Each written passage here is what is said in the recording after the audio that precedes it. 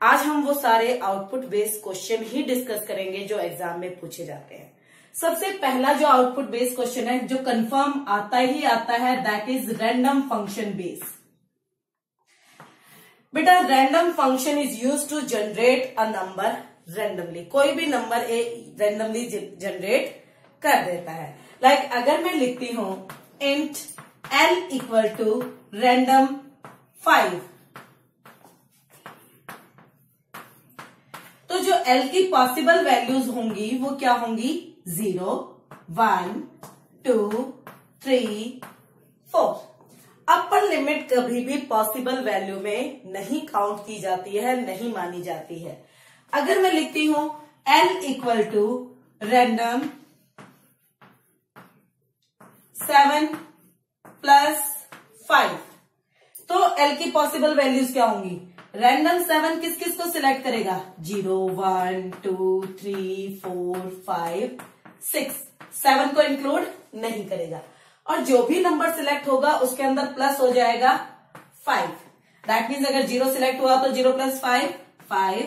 1 select हुआ तो 1 plus 5, 6। ऐसे ही 6 सिलेक्ट हुआ तो 6 प्लस 5, 11। दैट मीन्स 5 से लेकर 11 तक कोई भी नंबर सिलेक्ट हो सकता है। ये था बेसिक कॉन्सेप्ट रैंडम फंक्शन का। अब इससे रिलेटेड क्वेश्चन डिस्कस करते हैं। जो मैंने पीडीएफ फाइल आपको भेजी है उसका पहला क्वेश्चन,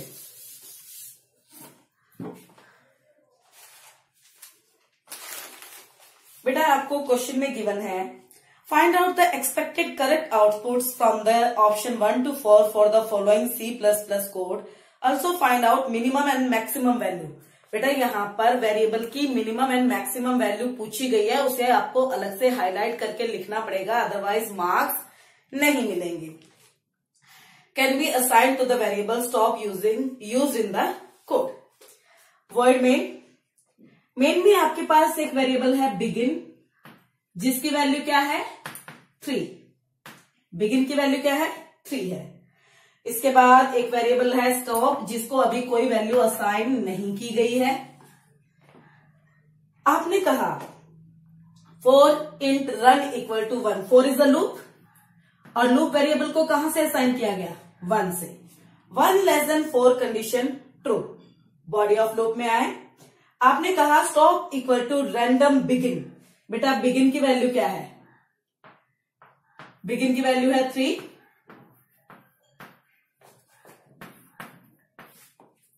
प्लस 6। तो ये 3 कहने से क्या सिलेक्ट करेगा? 0, 1, 2, और जो भी सिलेक्ट होके आएगा उसमें प्लस क्या हो जाएगा?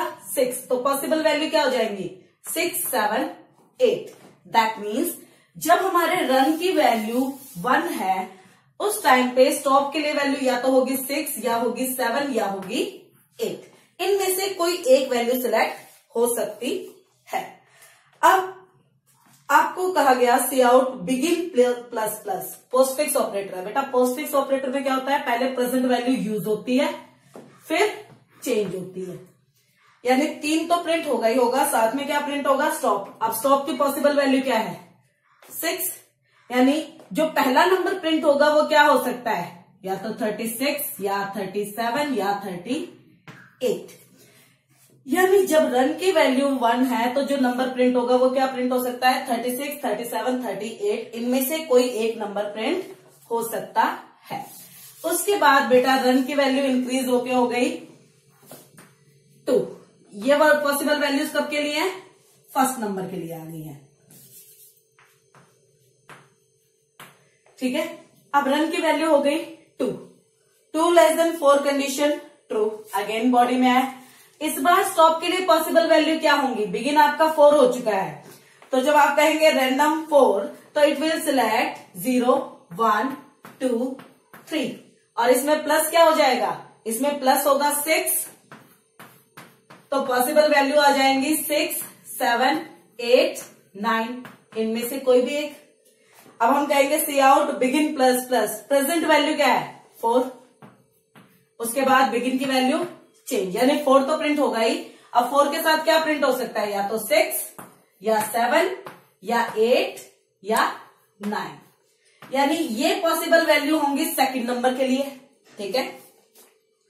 अब बेटा अगेन आपके रन की वैल्यू इंक्रीज होके हो गई 3 less than 4 condition true, body में आए।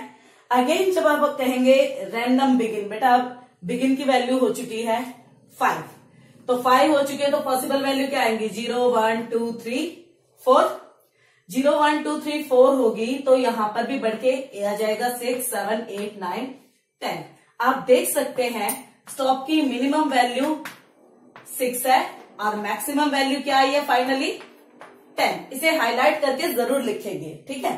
तो अब जब हम प्रिंट करेंगे से आउट बिगिन प्लस प्लस, तो पहले प्रिंट होगा 5, उसके बाद ये चेंज हो जाएगा 5 के साथ या तो 6 प्रिंट होगा या 7 प्रिंट होगा या 8 प्रिंट होगा या 9 प्रिंट होगा या 10 प्रिंट होगा।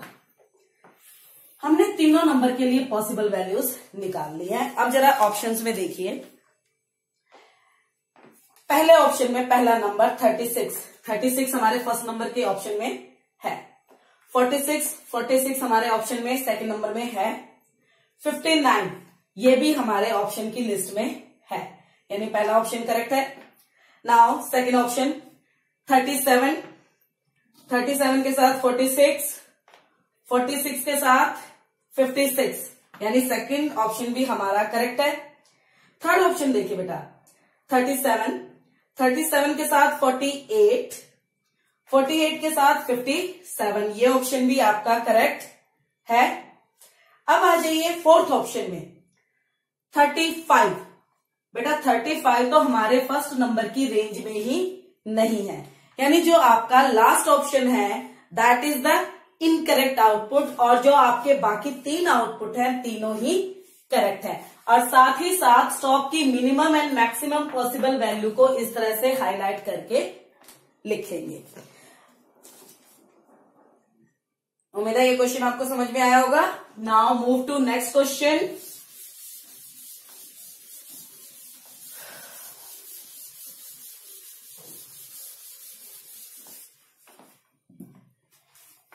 बेटा नेक्स्ट क्वेश्चन में भी कहा है go through the C++ code shown below and find out the possible outputs और output from the suggested outputs 1 to 4. Also write the least value and highest value which can be assigned to the variable guess. यहां पर किसकी value find करनी है guess की। बेटा आपने कहा हाई एक वेरिएबल है जिसकी वैल्यू क्या है 4, ठीक है। guess के लिए आपने कहा रैंडम हाई प्लस 50। अब रैंडम हाई यानी रैंडम 4 कहने से ये क्या सिलेक्ट करेगा 0 1 2 3, और जो भी सिलेक्ट होके आएगा उसमें प्लस हो जाएगा 50। तो गैस की पॉसिबल वैल्यू क्या हुई 50, 51, 52, 53, these are the possible values. तो इन वैल्यूज में से सबसे मिनिमम वैल्यू क्या है 50 और मैक्सिमम वैल्यू क्या है 53। एक पार्ट तो कंप्लीट हुआ। अब आगे पॉसिबल आउटपुट्स के लिए हमें रिमेनिंग कोडिंग को इन सारी वैल्यूज के साथ एग्जीक्यूट करके देखना पड़ेगा। आगे आपने कहा है int C equal to guess. मान के चलते हैं कि गैस की वैल्यू क्या सिलेक्ट हुई है 50। अगर गैस की वैल्यू क्या है 50 तो आपका सी का लूप बिगिन होगा गैस से यानी 50 से, और 50 से लेकर कहां तक जाएंगे 55 तक, और एक एक का इंक्रीमेंट करेंगे और साथ में सी को प्रिंट करेंगे, यानी 50 hash 51 hash 52 hash 53 hash 54 hash 55। अब जब आपके सी की वैल्यू इंक्रीज होके होगी 56 तो ये लूप की कंडीशन हो जाएगी फॉल्स, यानी ये आउटपुट कब आएगा जब गैस की वैल्यू क्या है 50। लेकिन अगर गैस की वैल्यू 51 सिलेक्ट होगी तो आपका लूप कहां से बिगिन होगा 51 से, तो सी 51 से बिगिन होकर कहां तक जाएगा 55 तक। तो ये पॉसिबल वैल्यू हुई आपका।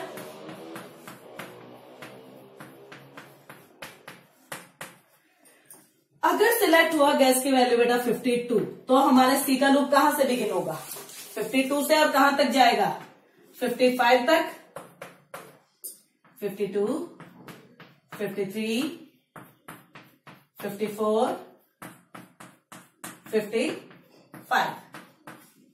अगर सिलेक्ट हुआ 53 तो तो सी का लूप कहां से बिगिन होगा? 53 से, और कहां तक जाएगा? 55 तक।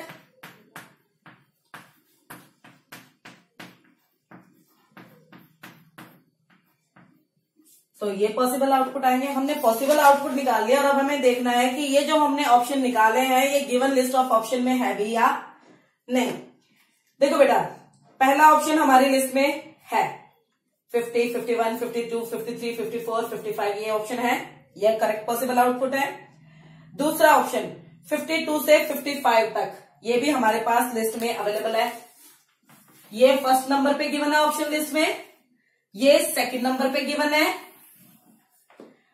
तीसरा ऑप्शन दिया है 53, 54। बेटा जो भी स्टार्ट होगा उसके बाद जाएगा कहां तक? 55 तक, यानी थर्ड ऑप्शन पॉसिबल नहीं है। फोर्थ ऑप्शन 51, 52, 53, 54, 55 देखने में सही लग रहा है, लेकिन बेटा देखो 55 के एंड में हैश सिंबल नहीं है। लेकिन अगर 55 के एंड में हैश सिंबल नहीं है तो ये हमारा पॉसिबल आउटपुट नहीं हो सकता है, क्योंकि हम हर नंबर के बाद हैश को प्रिंट कर रहे हैं। यानी जो हमें ऑप्शंस गिवन है इनमें दो ऑप्शन हमारे सिलेक्ट हो सकते हैं, that is option number 1 and option number 2। अब मूव करते हैं नेक्स्ट क्वेश्चन पे।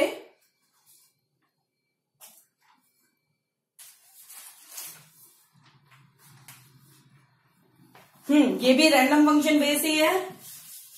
बेटा मैं रैंडम फंक्शन पे ज्यादा फोकस इसलिए कर रही हूं कि याद रखिए रैंडम फंक्शन का क्वेश्चन एग्जाम में आएगा ही आएगा, तो जितना ज्यादा हो सके उसकी इतनी प्रैक्टिस कीजिए। मैं 4-5 क्वेश्चन आपको करा रही हूं, उसके बाद आप जितने चाहे क्वेश्चन की प्रैक्टिस कर सकते हैं, ठीक है।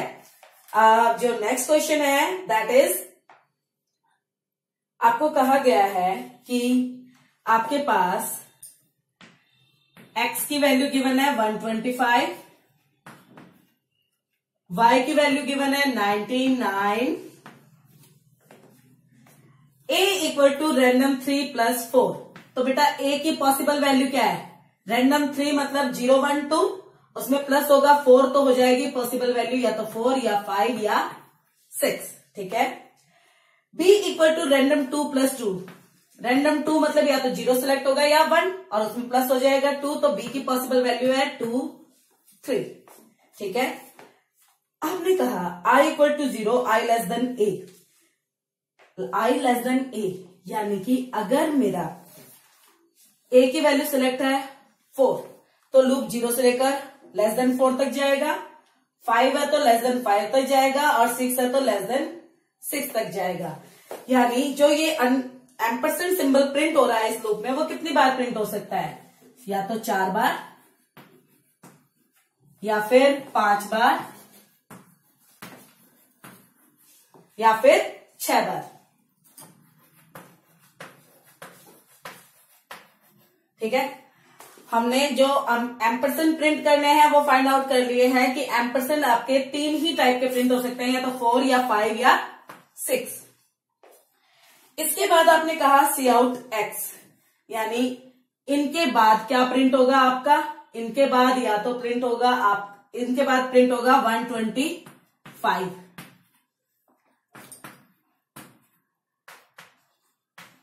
ठीक है।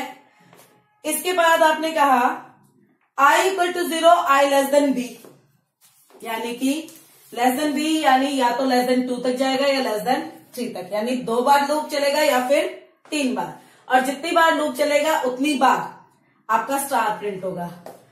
अगर आपका 2 है तो 125 के बाद 2 स्टार होंगे, और अगर 3 है तो 3 स्टार होंगे हर ऑप्शन में।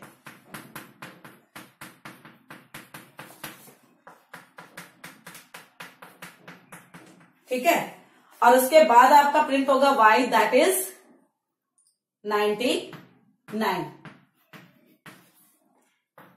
ठीक है। हमने पॉसिबल ऑप्शंस चूज कर लिए हैं।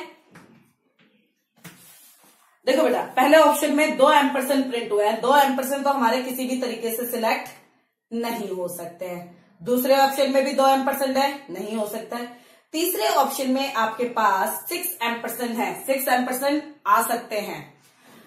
उसके बाद 125 है, बिल्कुल सही, कॉमा है सही, 2 स्टार, बिल्कुल, या तो स्टार्ट 2 होंगे या 3, उसके बाद 99, यानी थर्ड ऑप्शन हमारा करेक्ट है। फोर्थ ऑप्शन देखिए 4 एम्परसेंट, 4 एम्परसेंट भी हमारे पास सिलेक्ट हो सकते हैं। उसके बाद तो 125, 3 स्टार, जैसे कि मैंने कहा है कि या तो आपके 2 स्टार प्रिंट होंगे या फिर 3 स्टार प्रिंट होंगे, और उसके बाद 99, यानी थर्ड एंड फोर्थ दोनों ही ऑप्शन जो है वो आपके करेक्ट ऑप्शन है, इनमें कोई मिस्टेक नहीं है, जबकि फर्स्ट एंड सेकंड ऑप्शन आपके इनकरेक्ट है। ठीक है, रैंडम फंक्शन बेस ये जो क्वेश्चन आपने देखे हैं, इसके बाद इन क्वेश्चन को दोबारा से खुद से सॉल्व करके देखिएगा।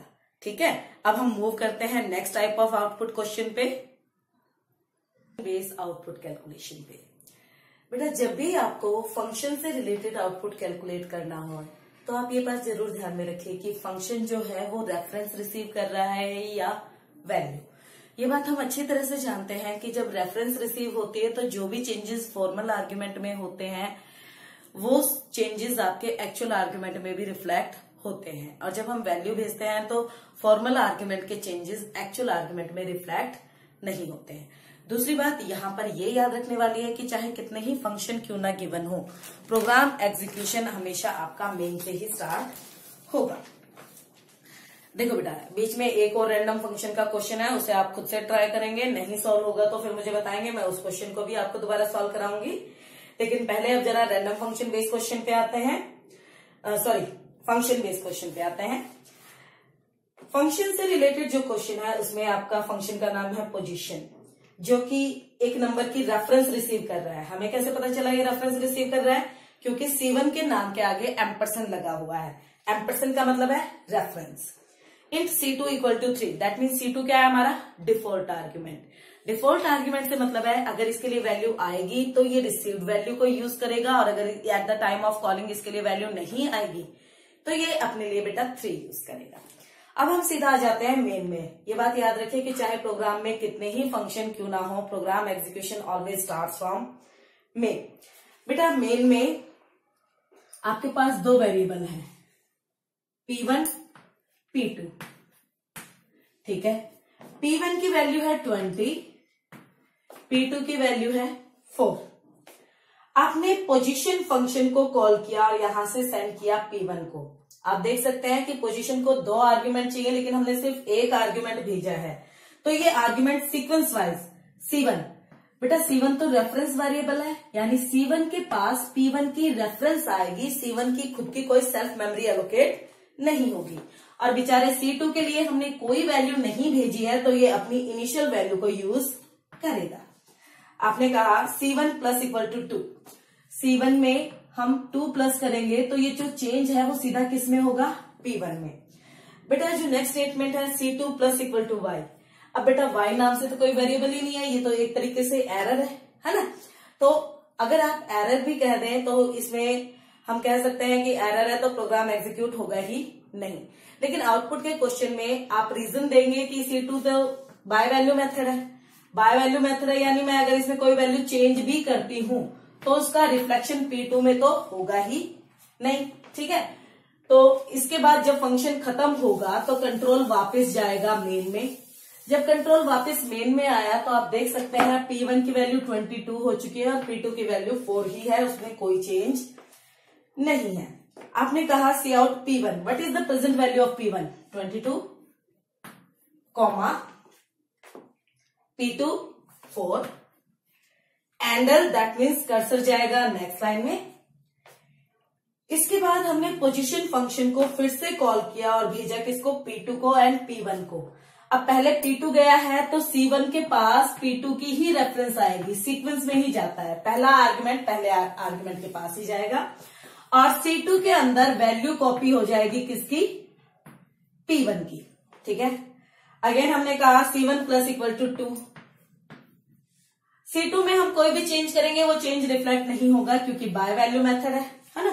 तो जब फंक्शन खत्म होगा कंट्रोल वापस मेन में जाएगा तो आपके P2 की वैल्यू हो चुकी है 6, लेकिन P1 की वैल्यू क्या है? 22। तो जब हम प्रिंट करेंगे P1, P2, इसके बाद मेन आपका ओवर हो जाएगा। तो ये आपका आउटपुट है, इसे आप इस तरह से हाईलाइट करके दिखाएंगे। आप चाहें तो इसके ऊपर आउटपुट भी लिख सकते हैं और कोशिश कीजिएगा कि जिस तरह से कैलकुलेशन मैंने किया है उस तरह से कैलकुलेशन आप भी करें।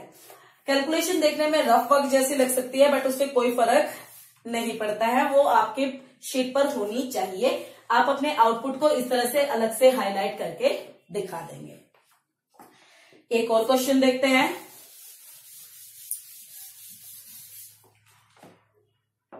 बेटा यहां पर ड्रॉ फंक्शन है जो रिसीव कर रहा है एक नंबर की रेफरेंस और एक कैरेक्टर, वो भी डिफॉल्ट कैरेक्टर है। ठीक है, प्रोग्राम एग्जीक्यूशन हमेशा आपका मेन से ही स्टार्ट होता है।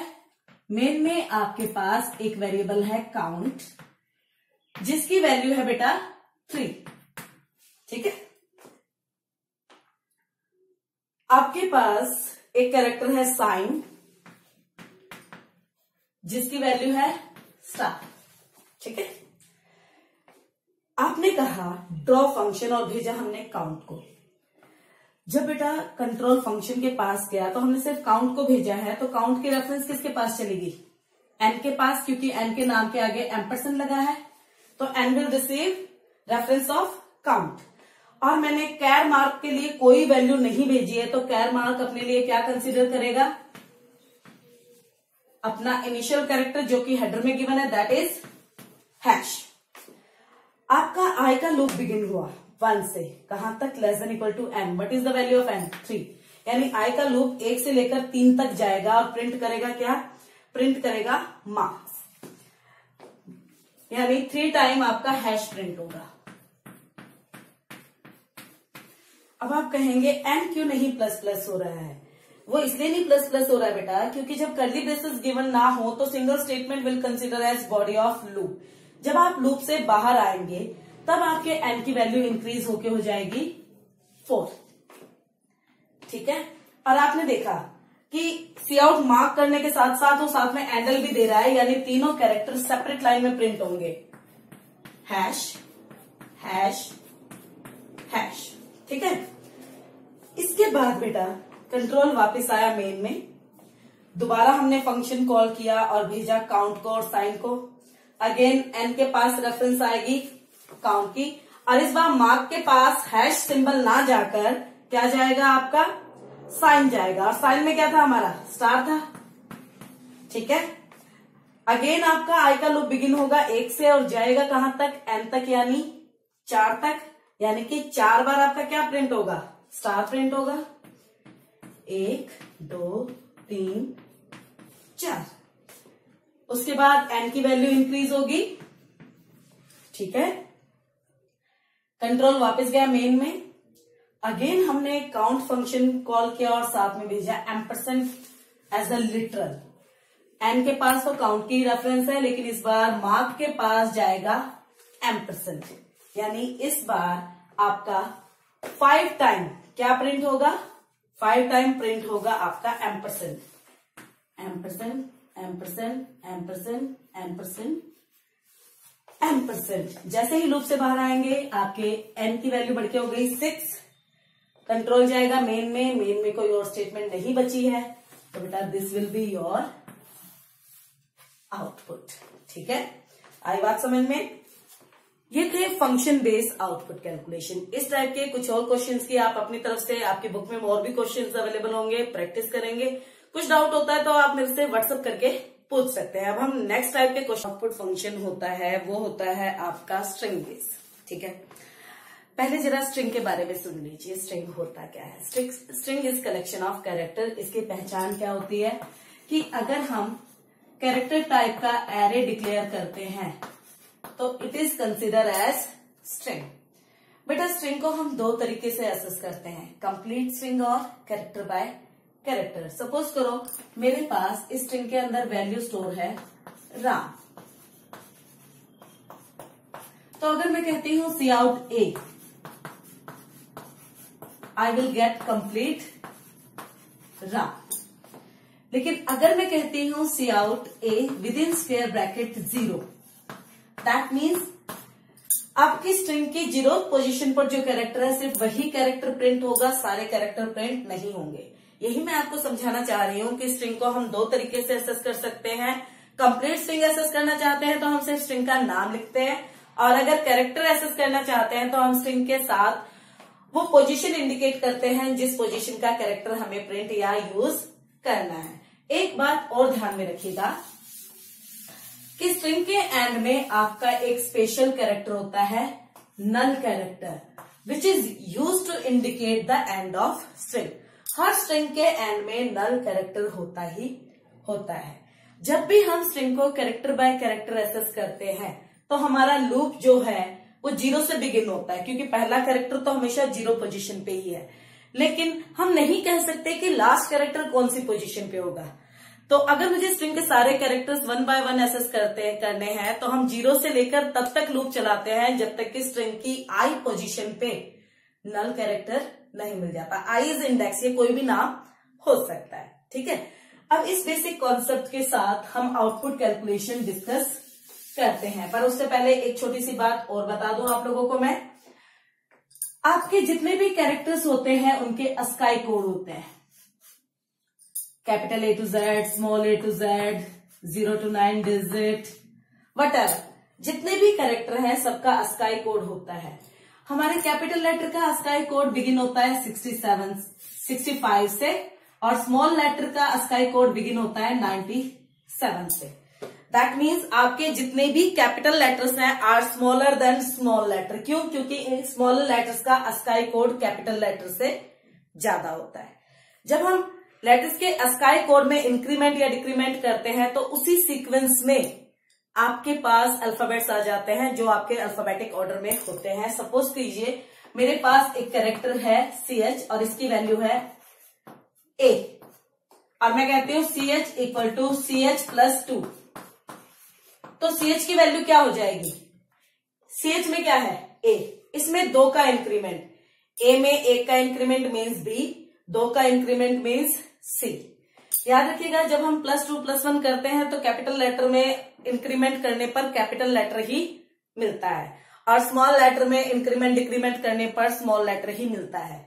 लेकिन याद रखिए जब हम कैपिटल लेटर में 32 प्लस करते हैं तो हमें इक्विवेलेंट स्मॉल लेटर मिलता है और स्मॉल लेटर में से जब 32 माइनस करते हैं तो हमें इक्विवेलेंट कैपिटल लेटर मिलता है। ये कुछ अस्काई कोड आप थोड़ा सा ध्यान रखेंगे, ठीक है। अब हम क्वेश्चन को डिस्कस करते हैं। बेटा जब भी स्ट्रिंग बेस्ड क्वेश्चन आता है तो आप सबसे पहले स्ट्रिंग को अपनी शीट पे लिखेंगे और हर कैरेक्टर को पोजीशन देंगे। जैसे यहां पर आपको स्ट्रिंग दी गई है, पहले भी बात की थी ना कि जब भी आपका फंक्शन बेस आउटपुट होता है तो हम प्रोग्राम एग्जीक्यूशन मेन से स्टार्ट करते हैं। मेन में आपके पास एक स्ट्रिंग है text,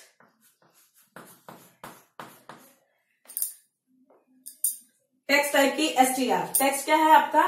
text is the another name given to char 80 character long string. तो जब भी हम टेक्स्ट के टाइप का वेरिएबल डिक्लेयर करेंगे तो वो 80 कैरेक्टर लॉन्ग स्ट्रिंग डिक्लेयर होगी। तो आपने जो ये str डिक्लेयर की है ये 80 कैरेक्टर लॉन्ग स्ट्रिंग है।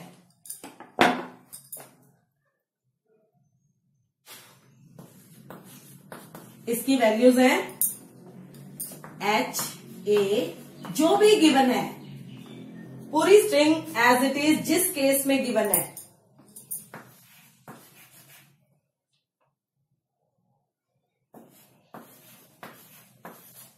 और जैसे कि मैंने कहा था हर स्ट्रिंग के एंड में नल कैरेक्टर अपने आप से आ जाता है। पोजीशन दे देते हैं इन्हें 0, 1, 2, 3, 4, 6, 7, 8, 9, 10।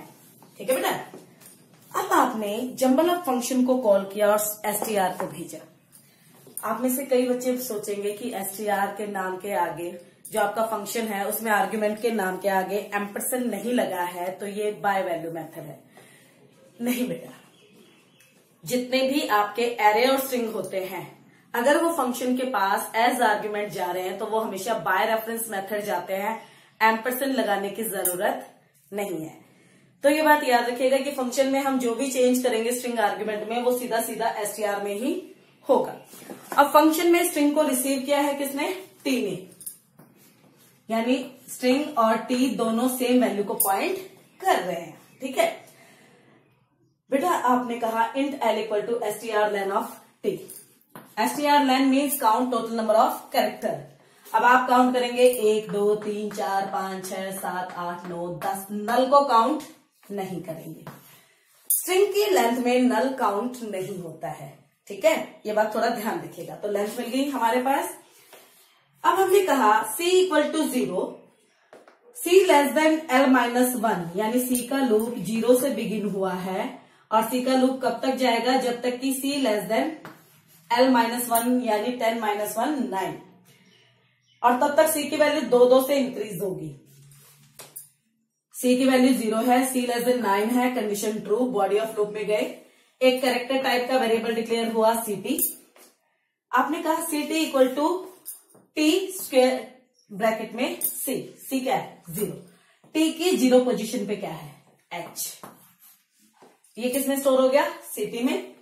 फिर आपने कहा tc, c तो 0 है यानी t की 0 पोजीशन पे क्या आ जाए tc प्लस 1। बेटा c प्लस 1 स्क्वायर ब्रैकेट में है, स्क्वायर ब्रैकेट में है यानी ये पोजीशन को इंडिकेट कर रहा है। c की वैल्यू 0 है, 0 प्लस 1 1, यानी t 0 पे क्या चला जाए t1, t1 पे क्या है a, यानी यहां से h चला जाएगा और इस पोजीशन पे क्या आ जाएगा a। उसके बाद आपने कहा tc plus 1 equal to ct, c plus 1 0 plus 1 1, यानी इस पोजीशन पे क्या आ जाए ct में क्या था h। आप देख सकते हैं इन दोनों पोजीशन में वैल्यू आपस में इंटरचेंज की। इसके बाद c की वैल्यू इंक्रीज होके हो गई 2 लेस देन 9, कंडीशन ट्रू, यानी इसी तरह से अब 2 और 3 आपस में वैल्यू चेंज करेंगे। ct में चला जाएगा r, t की c पोजीशन पे चला जाएगा c प्लस 1 पोजीशन, और c प्लस 1 पोजीशन पे चला जाएगा ct।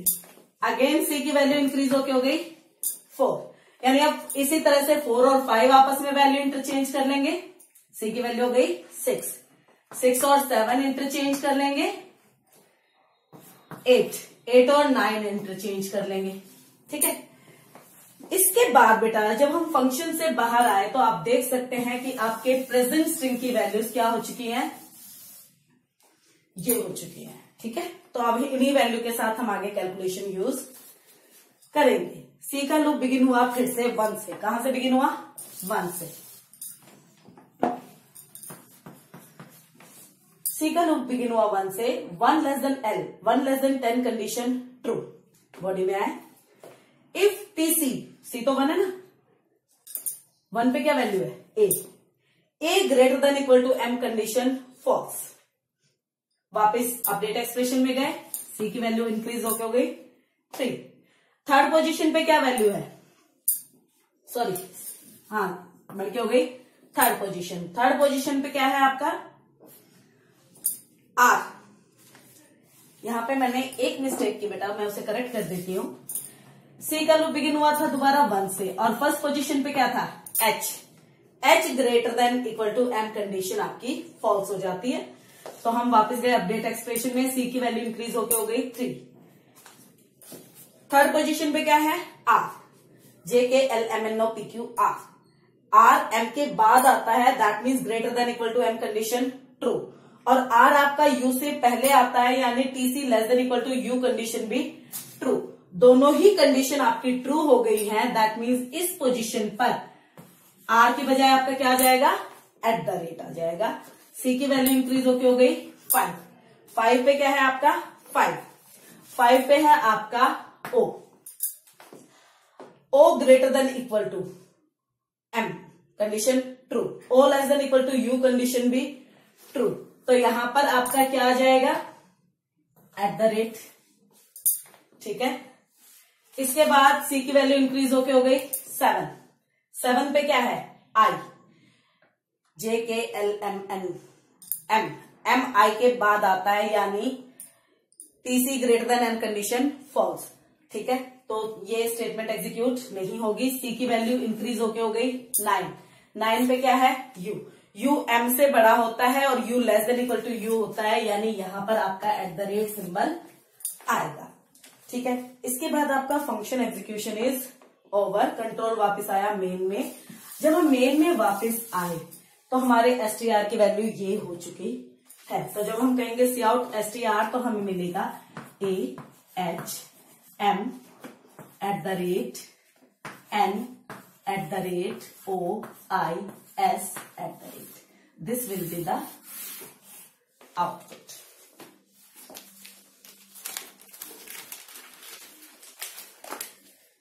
नेक्स्ट क्वेश्चन देखते हैं बेटा। नेक्स्ट क्वेश्चन एग्जैक्टली इसी टाइप का है। ये क्वेश्चन आप खुद से सॉल्व करेंगे, ठीक है। इस क्वेश्चन को आप इससे अपने आप सॉल्व करेंगे। इससे अगले क्वेश्चन को देखते हैं।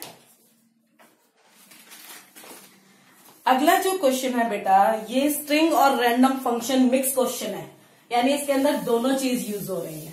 तो एक इस क्वेश्चन को भी मैं सॉल्व करा देती हूं ताकि आपको आइडिया रहे कि रैंडम को स्ट्रिंग के साथ रिलेट करके देते हैं तो हम उसे किस तरह से सॉल्व करते हैं। Study the following program and select the possible output from the option 1 to 4. Also write the maximum and minimum value that can be assign to the variable value, ठीक है। वैल्यू को आपने कहा रैंडम 2 + 2, तो value की possible value क्या हो सकती है? रैंडम 2 मतलब 0 1 और उसमें प्लस होगा 2, तो या तो 2 या 3, ये दो पॉसिबल वैल्यू है। आपने कहा आपके पास एक 2D स्ट्रिंग है जिसके अंदर वैल्यू स्टोर है। योर टेक्स्ट एक 2D स्ट्रिंग है, इसकी 0 पोजीशन पे स्टोर है 1, इसकी फर्स्ट पोजीशन पे स्टोर है 2, सेकंड पोजीशन पे स्टोर है 6 एंड थर्ड पोजीशन पे है 10। इस तरह से हमने लिख लिया इसे अपने पास। अब आगे देखते हैं। आपने कहा y = 0, y less than value y ++, यानी y का लूप 0 से स्टार्ट होकर लेस देन वैल्यू तक जाएगा और y की वैल्यू 1 से इंक्रीज होगी। यानी अगर y की वैल्यू 2 है, वैल्यू की वैल्यू 2 है तो y का लूप 2 बार चलेगा, और अगर y की वैल्यू है 3 तो लूप 3 बार चलेगा। पहले हम मान के चलते हैं कि वैल्यू की वैल्यू क्या है 2, तो y बिगिन हुआ 0 से, 0 लेस देन 2 कंडीशन ट्रू, तो योर टेक्स्ट की y पोजीशन यानी 0 पोजीशन ये प्रिंट होगी। y की वैल्यू इंक्रीज होके हो गई 1, 1 लेस देन 2 कंडीशन ट्रू। फिर से बॉडी में आए, 1 पोजीशन की वैल्यू भी प्रिंट होगी। y की वैल्यू बढ़ के हो गई 2, 2 less than 2 condition false. Group से बाहर आए, सी आउट एंड हैंडल कर गया नेक्स्ट लाइन में। यानी ये हमें आउटपुट देखने को मिलेगा कब? जब वैल्यू की वैल्यू क्या होगी 2। लेकिन अगर वैल्यू की वैल्यू सिलेक्ट हुई 3 तो y का लूप 0 से चला। पहले योर टेक्स्ट की 0 पोजीशन, फिर 1 पोजीशन, फिर 2 पोजीशन, और जब आपके y का लूप फॉल्स होगा तो लूप से बाहर आके सी आउट एंड डबल कोड में है ये भी प्रिंट होगा।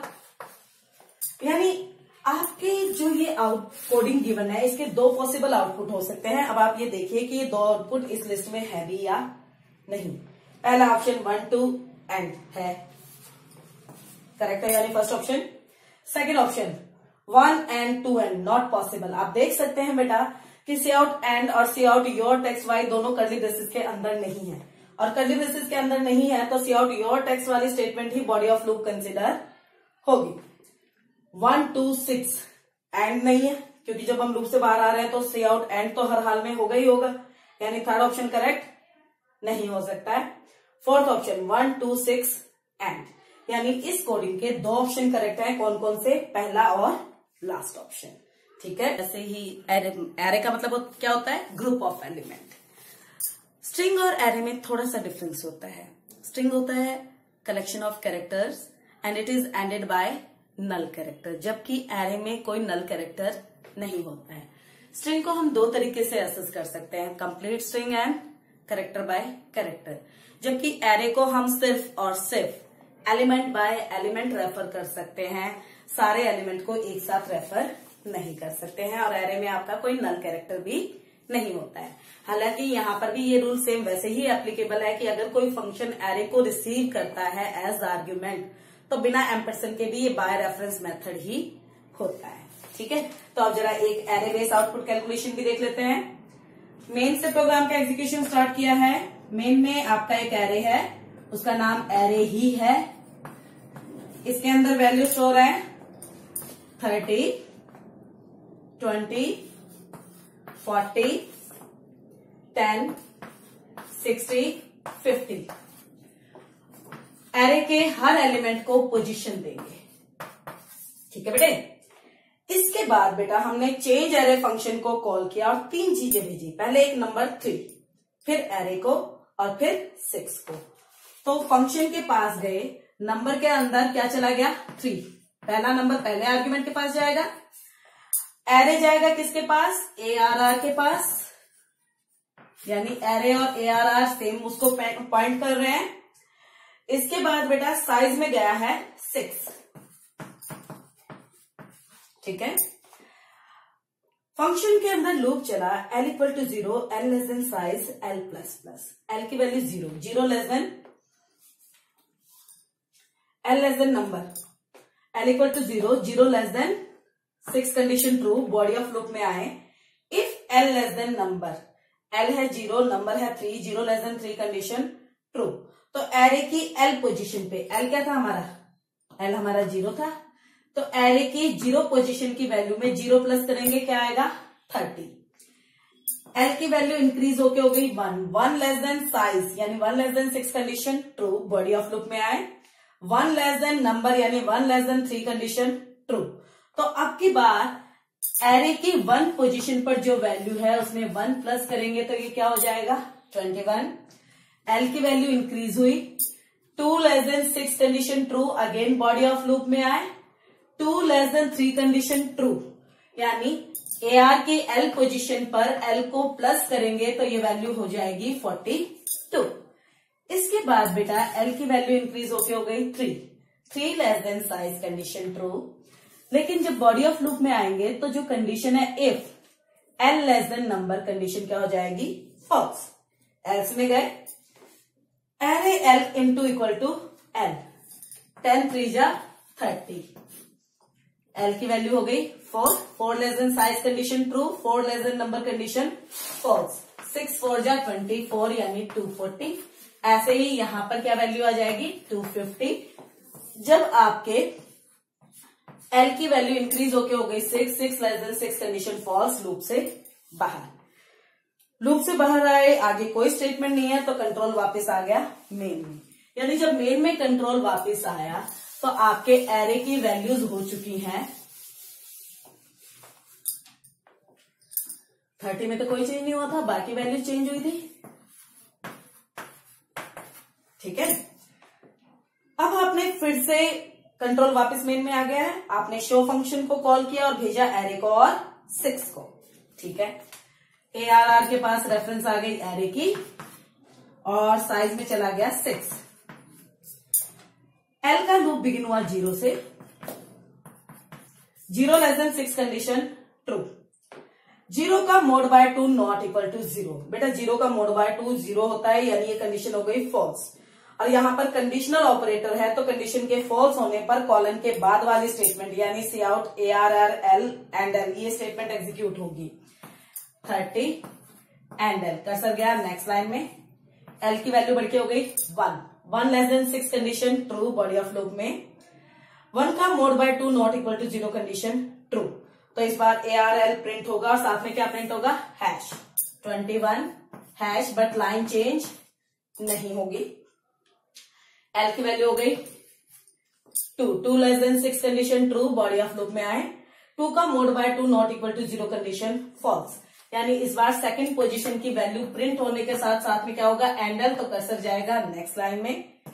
L की वैल्यू 3, 3 का mod by 2 not equal to 0 condition true, तो 30 के साथ क्या प्रिंट होगा हैश 4, 4 का mod by 2 not equal to 0 condition false. Else में जाएंगे, 240 को प्रिंट करेंगे और कर्सर जाएगा नेक्स्ट लाइन में। L की value 5, 5 less than size condition true, 5 का mod by 2 not equal to 0 condition true, तो 250 के साथ क्या प्रिंट होगा हैश। जैसे ही L की वैल्यू इंक्रीज होके होगी 6, 6 less than 6 condition false, loop से बाहर। कंट्रोल आया मेन में, कोई और स्टेटमेंट नहीं है तो this would be the output. ठीक है, तो एरे के टाइप के भी काफी क्वेश्चंस की प्रैक्टिस करेंगे और ध्यान में रहे इसी तरह से सॉल्व करेंगे जैसे मैं आपको सॉल्व करना बता रही हूँ। अब कुछ क्वेश्चन हम नेक्स्ट क्वेश्चन दिया हुआ है, इसमें आपका एक स्ट्रक्चर क्रिएटेड है ड्रेस और इसके अंदर हमने डेटा मेंबर ग्रुप किए हैं 4, size, cost, tax, total cost. ठीक है, एक फंक्शन है चेंज जो ड्रेस टाइप के आर्ग्यूमेंट को रिसीव कर रहा है बाय रेफरेंस मेथड से और एक नंबर रिसीव कर रहा है फ्लैग जिसकी डिफॉल्ट वैल्यू है 1। बट प्रोग्राम एग्जीक्यूशन कहां से स्टार्ट होगा? मेन से। मेन में जब हमने ड्रेस के टाइप का S1 डिक्लेयर किया वेरिएबल, तो बेटा इस वेरिएबल के पास बेटा मैं वेरिएबल जो मेंबर्स हैं उनके शॉर्ट नेम्स यूज कर रही हूं। साइज के लिए S, कॉस्ट के लिए C, टैक्स के लिए T और टोटल कॉस्ट के लिए TC। साथ में वैल्यू भी असाइन किया है 40, 580 एंड 8। तो टोटल कॉस्ट के लिए कोई वैल्यू नहीं बची, कोई बात नहीं, कॉमा S2 यानी एक और वेरिएबल डिक्लेयर हुआ है, उसके पास भी ये सारे मेंबर होंगे T एंड टोटल कॉस्ट। इसको भी वैल्यू असाइन की गई है 34, 550 सीक्वेंस वाइज 10। तो लास्ट वाला एलिमेंट है उसके लिए वैल्यू नहीं बची है। आपने चेंज फंक्शन कॉल किया और भेजा S1 को। बेटा चेंज के पास जो S है उसके पास S1 की रेफरेंस आ जाएगी। ठीक है, यानी जब मैं वहां पर इस S को हम स्मॉल कर लेते हैं मेंबर वाले S को ताकि कंफ्यूजन ना रहे। कैपिटल S आपके चेंज का आर्ग्यूमेंट है और स्मॉल s उसका मेंबर है। ठीक है, फंक्शन के अंदर आपने कहा हमने सिर्फ S1 को भेजा है, फ्लैग के लिए कोई वैल्यू नहीं भेजी, तो फ्लैग अपने लिए क्या वैल्यू कंसीडर कर लेगा 1। तो flag equal to 1 condition true. तो S की कॉस्ट में 20 प्लस हो जाएगा। S की कॉस्ट कितनी थी 580, अब कितनी हो जाएगी 600। ठीक है, अब आपने कहा S की total cost equal to S की कॉस्ट कितनी है 600 प्लस S की cost that is 600 into S का टैक्स परसेंट डिवाइडेड बाय 100। तो ये आ गया आपका 648। ये किसके अंदर चली जाए? टोटल कॉस्ट के अंदर चली जाए। ठीक है, कंट्रोल वापस आ गया मेन में। कंट्रोल जब मेन में वापस आया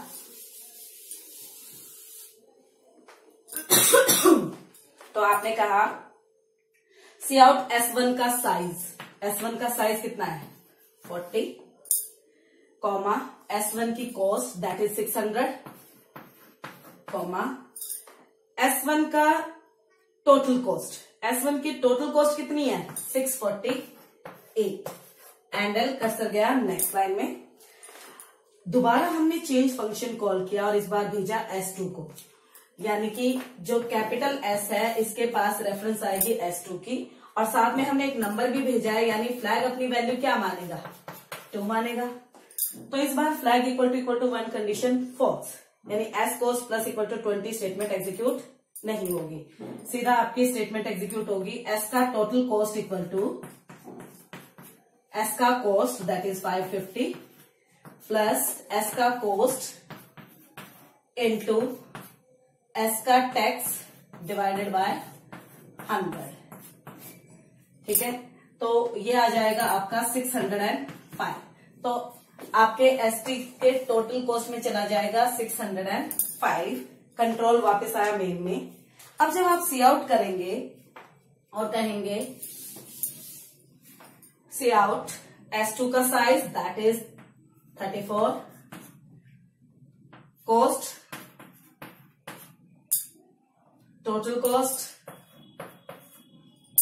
एंडल कर्सर गया नेक्स्ट लाइन में और कोई स्टेटमेंट नहीं बची है, प्रोग्राम का एग्जीक्यूशन ओवर हो जाएगा and this would be the output.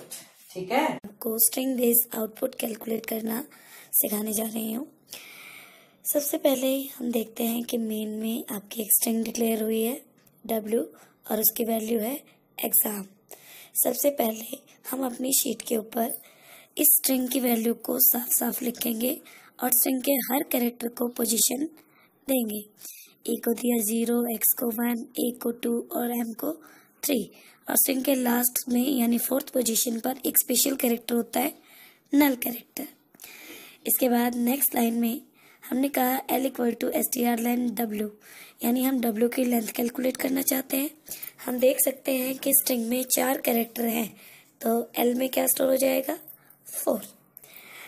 आपने एक लूप बिगिन किया I equal to 0, I less than L minus 1, L है 4 और 4 माइनस 1 3, यानी 0 less than 3 condition true.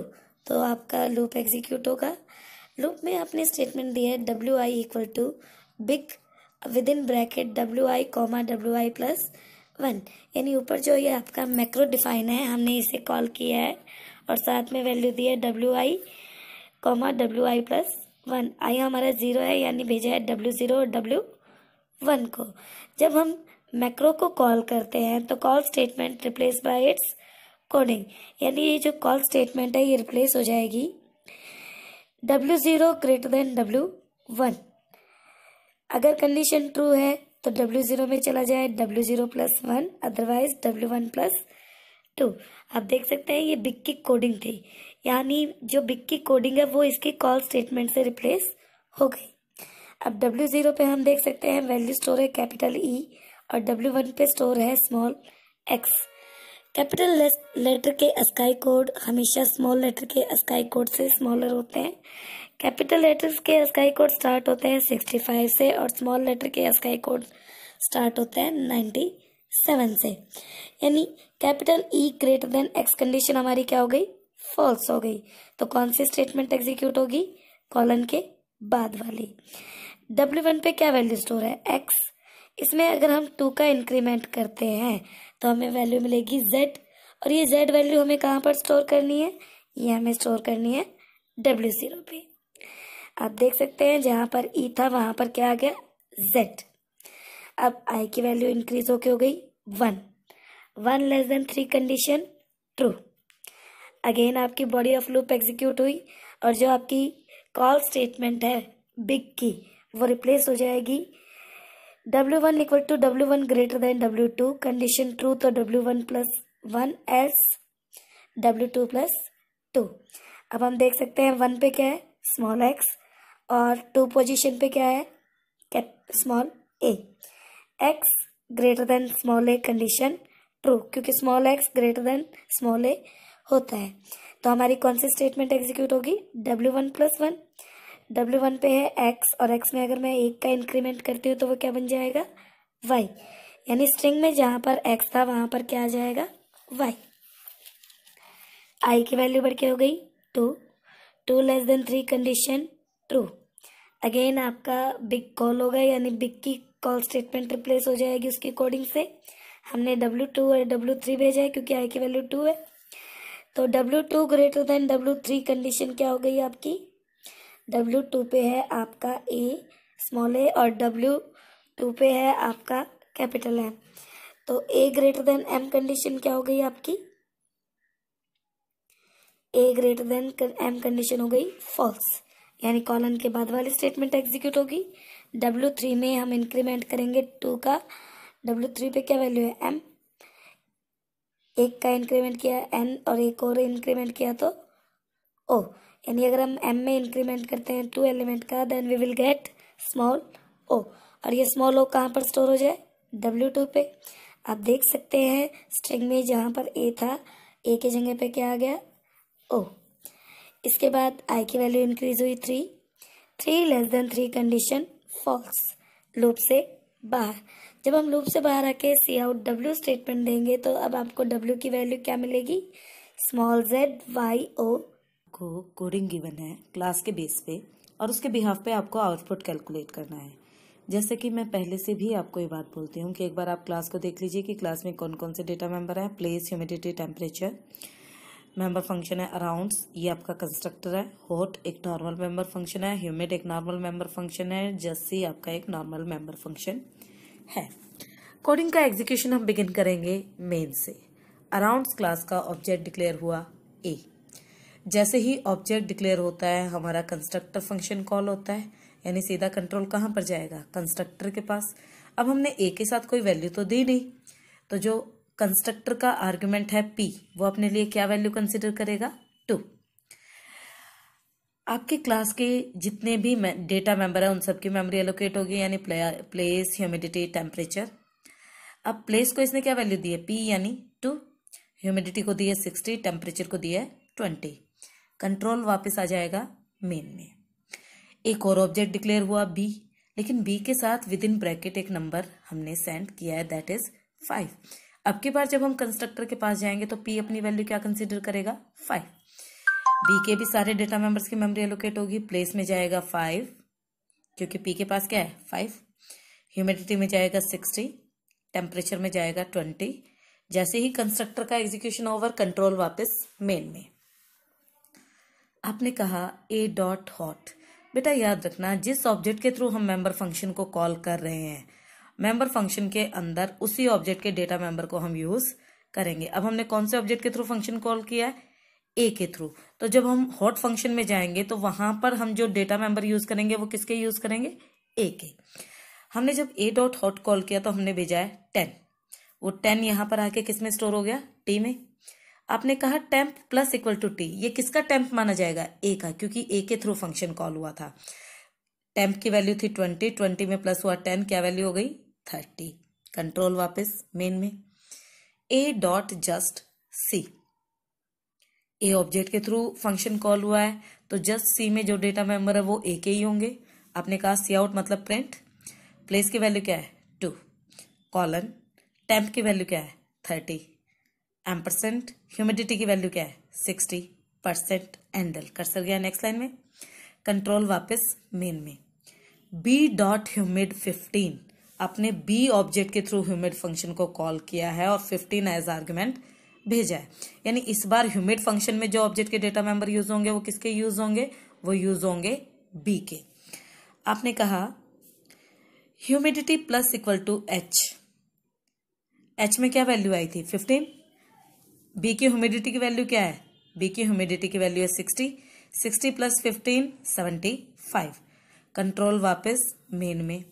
B dot hot, यानी इस बार भी बी ऑब्जेक्ट के थ्रू हॉट फंक्शन कॉल किया, यानी हॉट फंक्शन जो कैलकुलेशन करेगा वो किसके डेटा मेंबर में करेगा, बी के। आपने 2 भेजा था, 2 स्टोर हो गया टी में। आपने कहा temp plus equal to T, B के टेम्प की वैल्यू क्या थी 20, प्लस हुआ 2 हो गया 22। कंट्रोल वापस मेन में।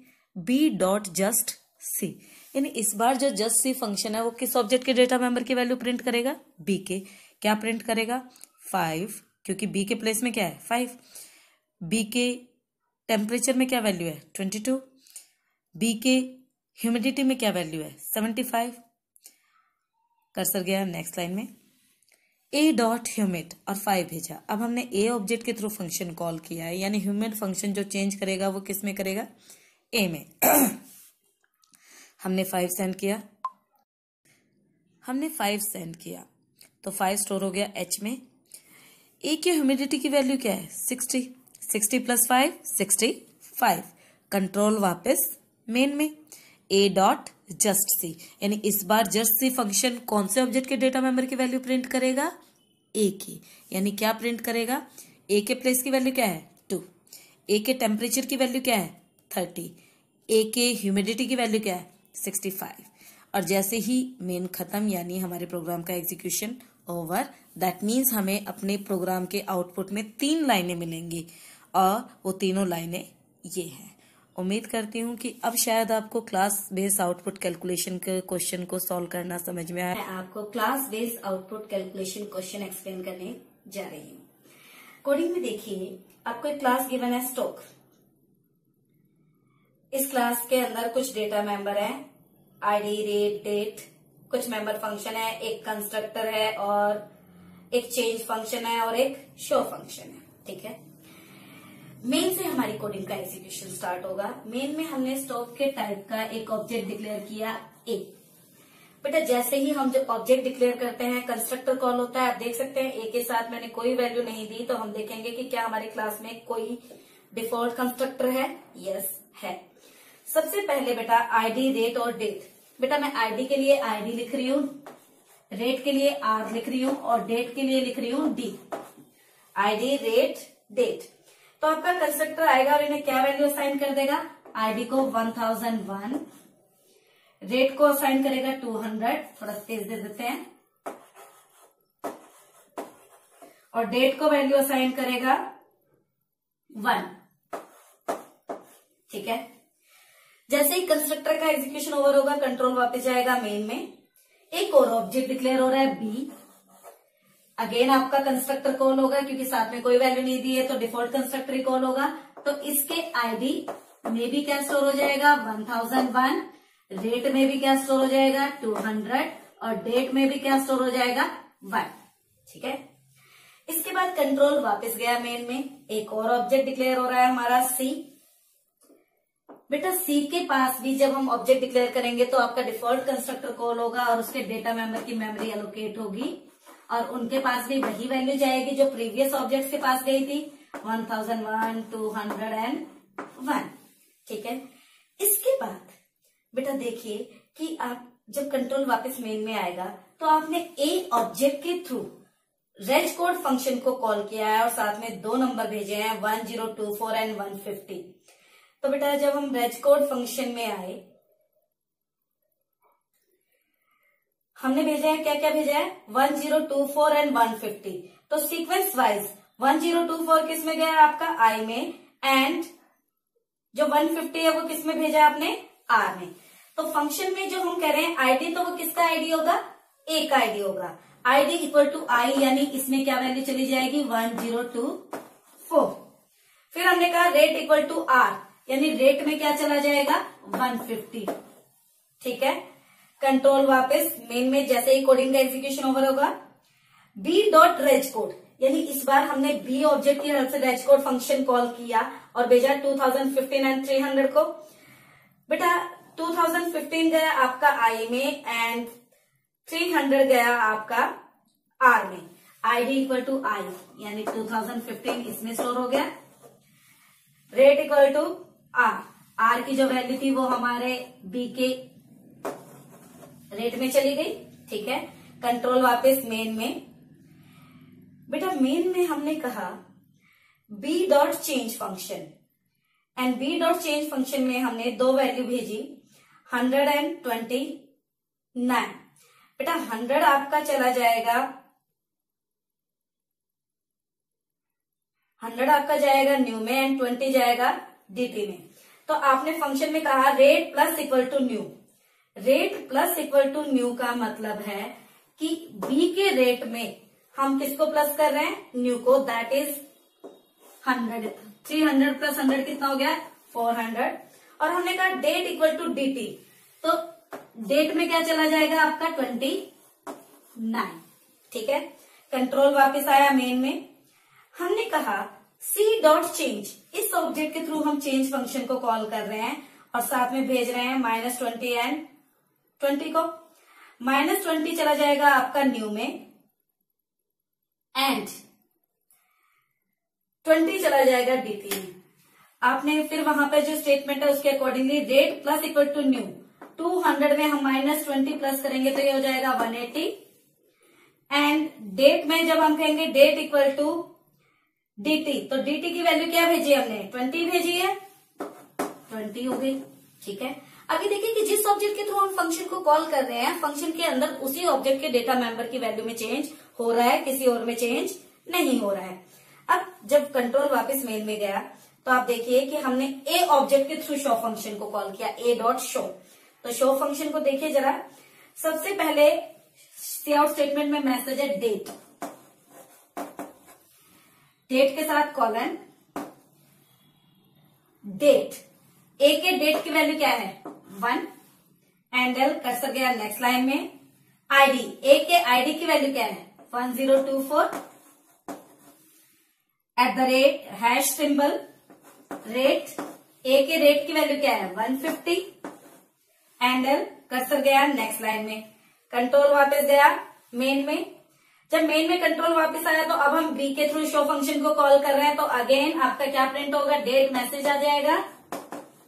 इसके सामने प्रिंट होगी आपकी date, that is 29 and L cursor जाएगा नेक्स्ट लाइन में। नेक्स्ट लाइन में आपने कहा आईडी, आईडी की वैल्यू क्या है यहाँ पर 2015